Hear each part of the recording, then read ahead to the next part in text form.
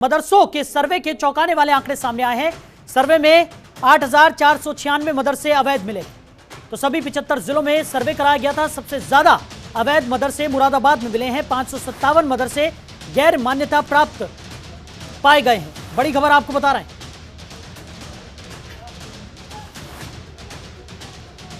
तो यूपी में मदरसों के सर्वे के चौंकाने वाले आंकड़े सामने आए हैं।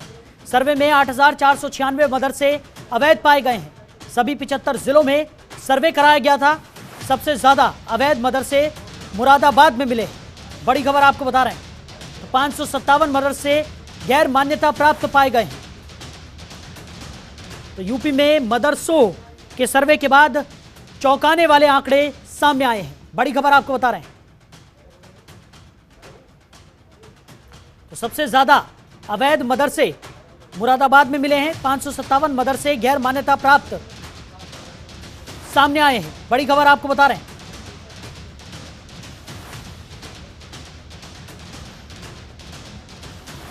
तो सभी 75 जिलों में मदरसों का सर्वे कराया गया था।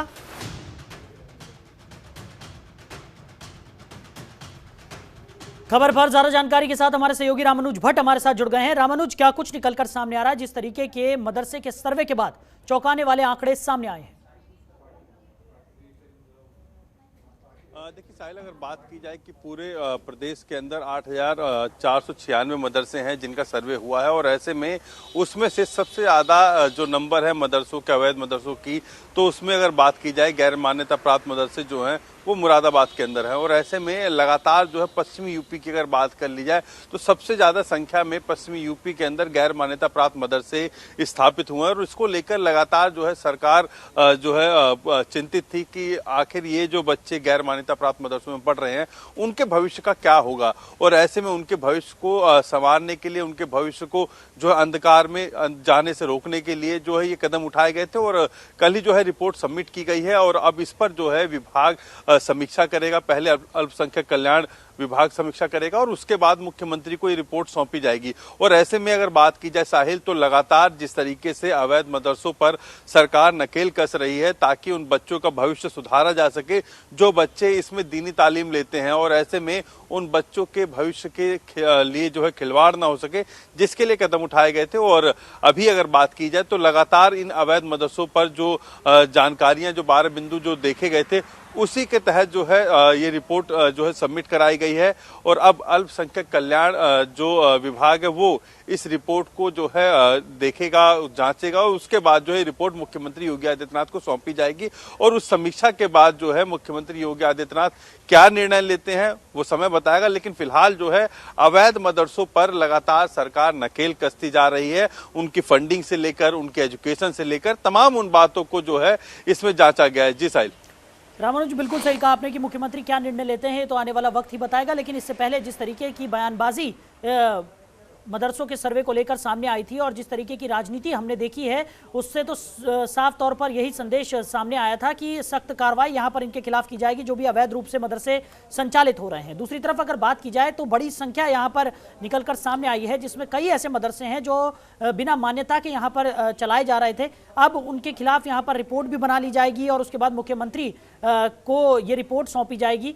तो अगर मदरसों को बंद करने की कार्रवाई यहाँ पर की जाती है या फिर कोई बड़ी सख्त कार्रवाई उनके खिलाफ की जाती है तो उससे किस तरीके का असर पड़ता हुआ नजर आएगा, क्योंकि कई बच्चे इन मदरसों में तालीम लेते हुए भी नजर आते हैं।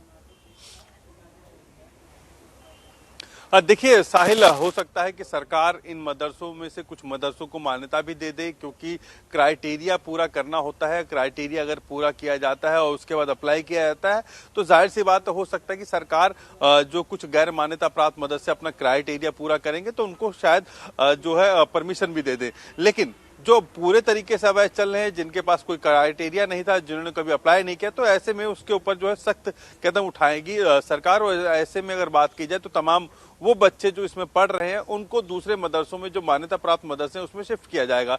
तो जाहिर सी बात है इन बच्चों का भविष्य अंधकार में नहीं जाने देगी सरकार।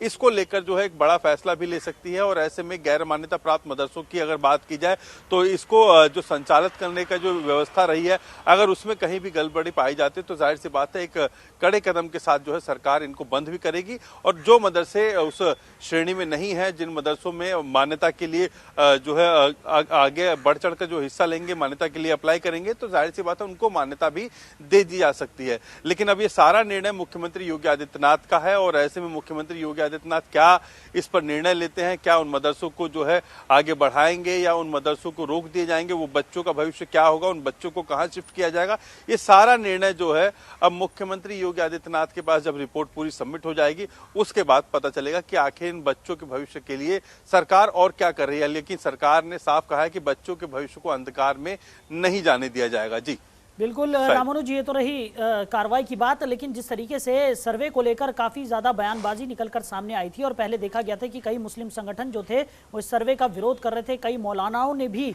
इस सर्वे का विरोध किया था। हालांकि कुछ ऐसे मौलाना भी थे और कई ऐसे संगठन भी थे, मुस्लिम संगठन, जो साफ तौर पर इस सर्वे के पक्ष में नजर आए थे और उनका कहना था कि जो गैर मान्यता प्राप्त मदरसे हैं उनको यहाँ पर बंद कर देना चाहिए, इससे बच्चों के भविष्य के साथ भी खिलवाड़ जो हो रहा है वो भी रुक जाएगा और साथ ही साथ उनकी शिक्षा में भी यहाँ पर और ज्यादा वृद्धि की जा सकती है। देखिए साहिल, जो लोग पहले बयानबाजी कर रहे थे उसके बाद जब सर्वे शुरू हुआ और सर्वे से तमाम चीजें निकलकर सामने आई तो ऐसे में उन लोगों ने भी किनारा कस लिया, क्योंकि सबसे बड़ी बात है कि फंडिंग कैसे हो रही है इस मदरसे की, हर मदरसे की फंडिंग जो है कैसे कहां से पैसे आ रहे हैं, किसके जरिए पैसे आ रहे हैं, ये तमाम बिंदु खंगाले गए हैं। और ऐसे में अगर बात की जाए तो वो लोग अब कहीं ना कहीं कन्नी काटते नजर आ रहे हैं और साफ इस पूरे सर्वे पर जो है बोलने से बचते नजर आ रहे हैं। तो ऐसे में वो लोग भी शामिल हैं जो लगातार ऐसे मदरसों की अगर बात की जाए, मदरसों के सर्वे की बात की जाए तो उसमें जो तमाम तथ्य हैं उसमें जो सही निकल रहा है उसकी तारीफ भी कर रहे हैं और साफ कहा है कि ऐसे में उन लोगों का समर्थन भी कर रहे हैं जो मान्यता प्राप्त मदरसे हैं। जो गैर मान्यता प्राप्त मदरसे उनका विरोध भी कर रहे हैं कि गैर मान्यता प्राप्त मदरसे नहीं होने चाहिए ताकि बच्चों के भविष्य से खिलवाड़ ना हो सके। और ऐसे में मान्यता प्राप्त मदरसों की अगर बात की जाए तो उसके अंदर व्यवस्थाएं और सुधार ली जाए। और ऐसे में अगर बात की जो बयानबाजी कर रहे थे, जो संगठन बयानबाजी कर रहे थे, फिलहाल अभी तक जो है शुरुआती दौर में बात जरूर आई थी, लेकिन अब जो है ऐसी किसी भी प्रकार से कोई भी व्यक्ति इस तरीके की बात नहीं कर रहा है कि मदरसे के सर्वे को जो है गलत ठहरा रहा हो। जी साहिल। रामानुज, जिस तरीके से ये पूरा सर्वे हुआ है, चौंकाने वाले खुलासे यहाँ पर इस सर्वे के बाद निकलकर सामने आए हैं, कई बड़े आंकड़े यहाँ पर निकलकर सामने आ रहे हैं और मुरादाबाद की अगर हम बात करें तो सबसे ज़्यादा जो गैर मान्यता प्राप्त मदरसे हैं वो वहीं पर संचालित हो रहे थे। तो अब जब ये रिपोर्ट निकलकर सामने आ गई है तो क्या अभी फिलहाल ये मदरसे संचालित हैं या फिर इनका संचालन रोक दिया गया है यहाँ पर?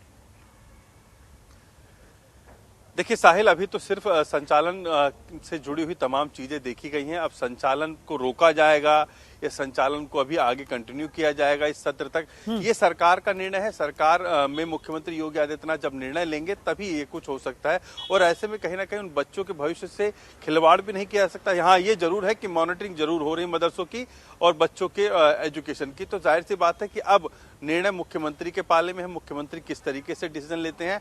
हालांकि मदरसों को जो है रोका नहीं गया है, मदरसों की तमाम बिंदुओं पर जांच हुई है और ऐसे में जो खुद ही अवैध मदरसे हैं, जो गलत तरीके से फंडिंग ले रहे हैं, वो शायद जो है वो मदरसे कहीं ना कहीं अपने आप को सेफ नहीं समझ रहे हैं। तो ऐसे में आने वाले भविष्य में वो मदरसे बंद किए जा सकते हैं। और फिलहाल अगर बात की जाए तो ऐसे में मुरादाबाद की अगर बात की जाए, मुरादाबाद में 500 से ज्यादा मदरसे निकले हैं अवैध।